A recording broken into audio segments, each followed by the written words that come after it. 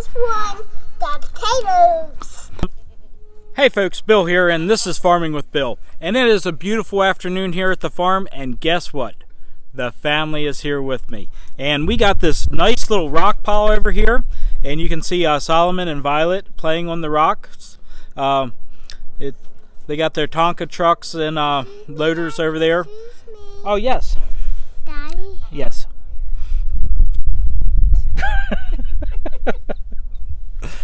We now went around the loop. You went around the loop? You didn't go around the loop. What did you carry out of the barn? My baby goat. Oh, you found your baby goat in the barn? Yeah, and I killed my baby goat. So, and here's my beautiful wife. She wants to hide.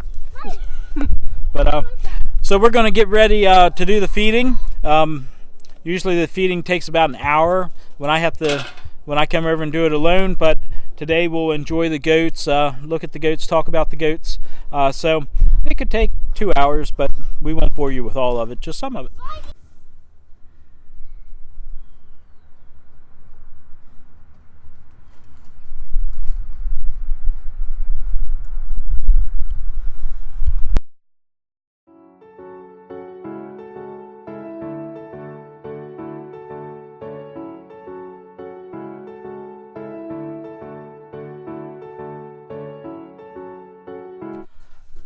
So one of the nice things when Stacey comes to the farm, I do not have to dip up the buckets of feed. So it is some help that is greatly appreciated.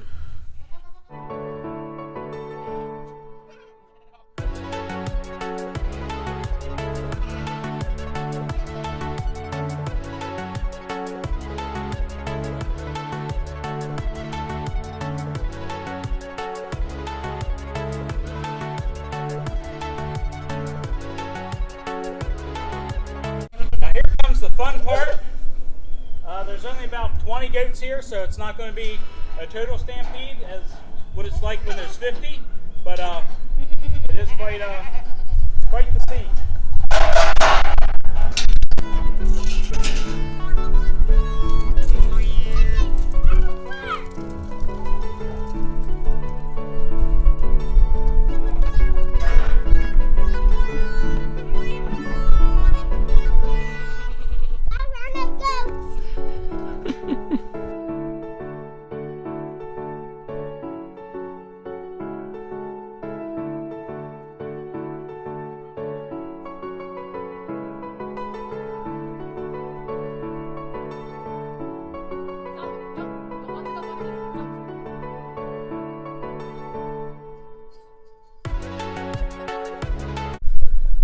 So now we're getting ready to feed the heifers, and we do this to try to calm them down.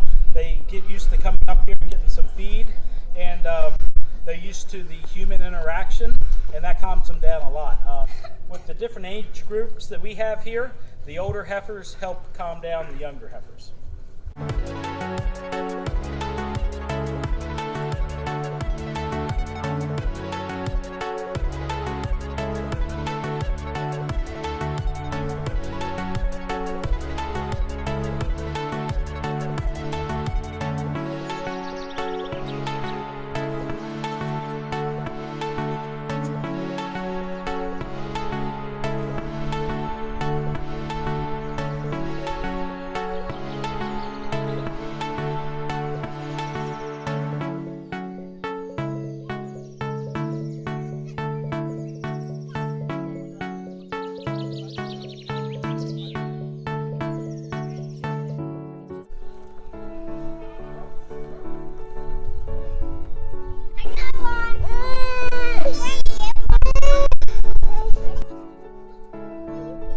Pick her up.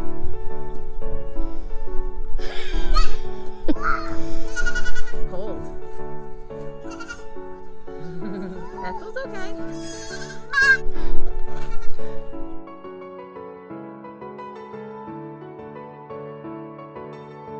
I'm going to name this one the potatoes. Potatoes? I think that's a good name.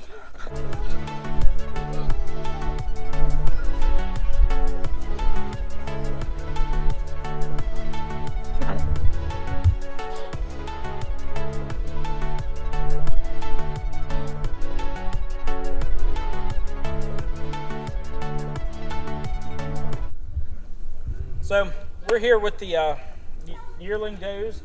We have bucks in with them right now trying to breed. We did do a synchronization process and tried to synchronize them with cedars and luteolice. The problem with that, when the days start getting longer, some bucks just don't want to breed.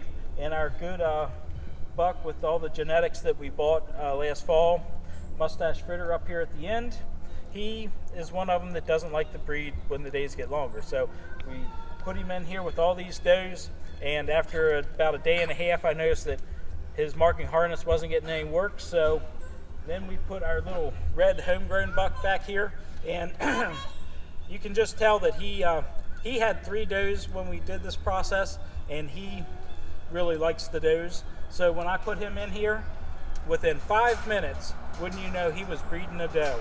And Mustache Fritter is just standing there watching. So who knows what's going on through his head, but he did breed. We're having kids out of him. He bred in November, and we're having kids out of him right now.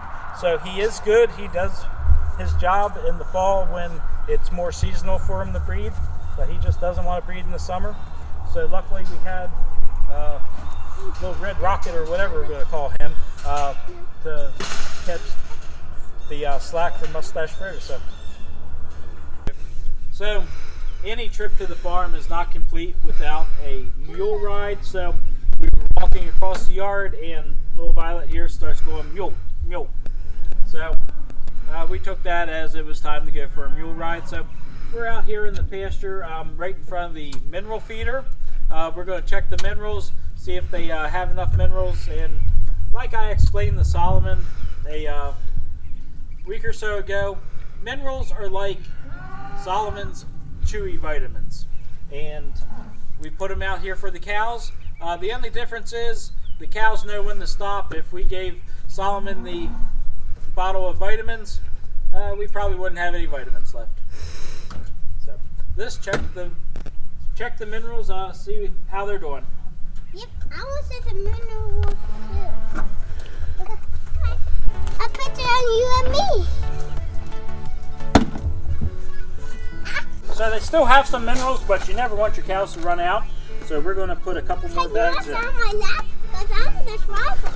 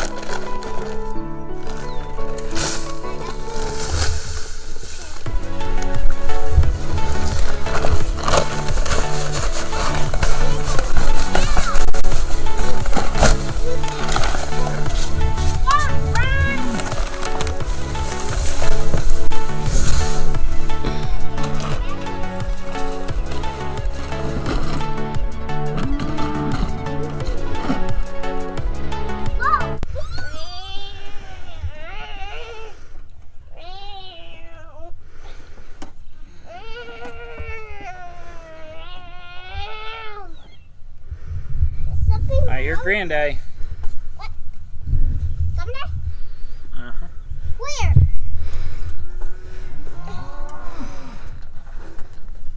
Come there, turn right behind us.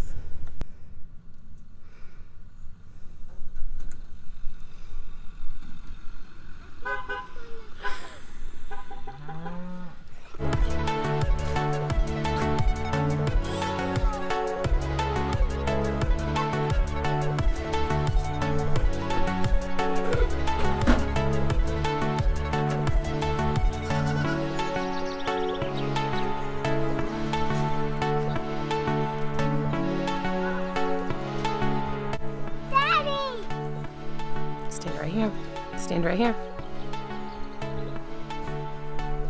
Good job. Run over. Boom. I wrote 3, or 4, or 5, or 6. That's 4.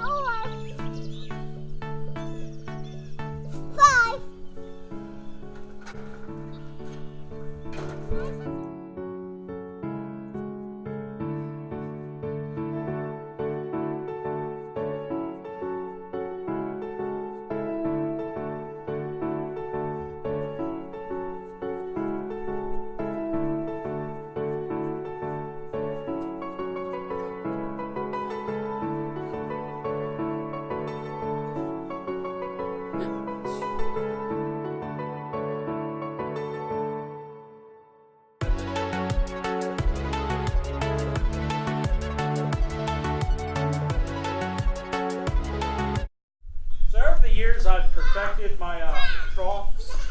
feeding, and I like to keep the trough up off the ground so the does or kids or whoever it is are not putting their feet in the trough. And this keeps all the manure, feces, other types of foreign materials out of the trough. By keeping all the foreign materials out of the trough, you lower your chances of passing worms through the consumption of grains. So that's one of the reasons why I like to keep these troughs up off the ground.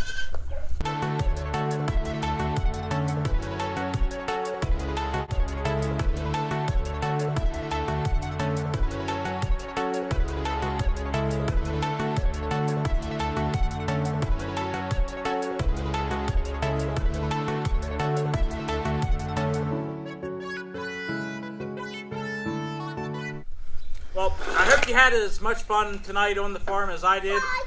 It's always fun when we have the kids here to enjoy the farm with us because they're so young and innocent and get to enjoy the farm.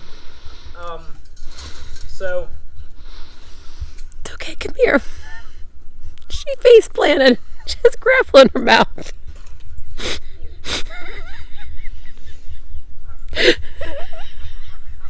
well, but the kids love it at the farm, and that just makes it so much more enjoyable for us because that's why we do it, to give the kids a lifestyle that's going to encourage responsibility and hard work, and it's just how my wife and I grew up and how we want our children to grow up as well. So hope you enjoyed everything, and until next time, I'll be farming on. What?